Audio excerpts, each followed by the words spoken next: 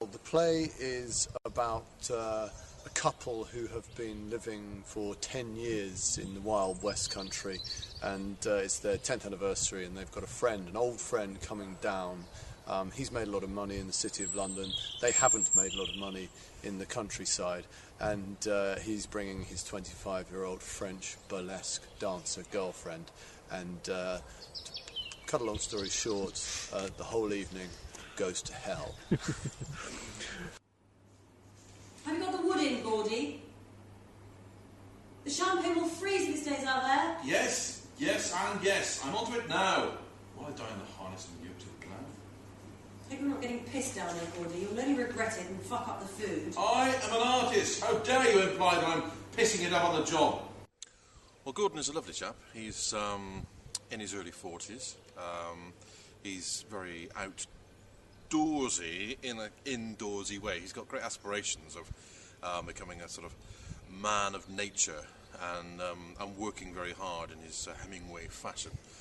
He's very much gone to Cornwall with that sort of masculine dream of sort of discovering a more physical way of life. Celia is, she's got 2 children, and she's married to Gordon.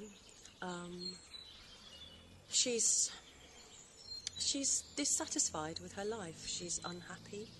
She's got everything that she wants on the outside. She has all the trappings. She has a beautiful home. She has beautiful children. But she just hasn't she's just not a very happy woman. She's very confused, and she doesn't sort of accept what she has.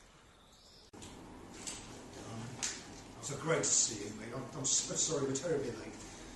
Celia, Julia, Celia, Julia, Gordon, Julia.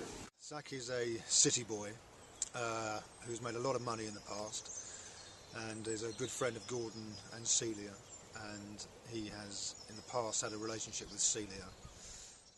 Julia is the French burlesque dancer, the young, flashy girlfriend, and the only honest character in the entire piece. You've got all the other 3 who are all just pretending to be something that they're not, and they're pretending everything's great and fine, and underneath they're just seething with bitterness and angerness.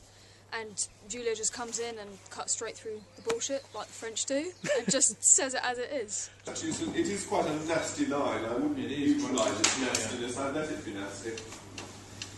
Maybe go by the, if you're pissed, you'll just fuck it up.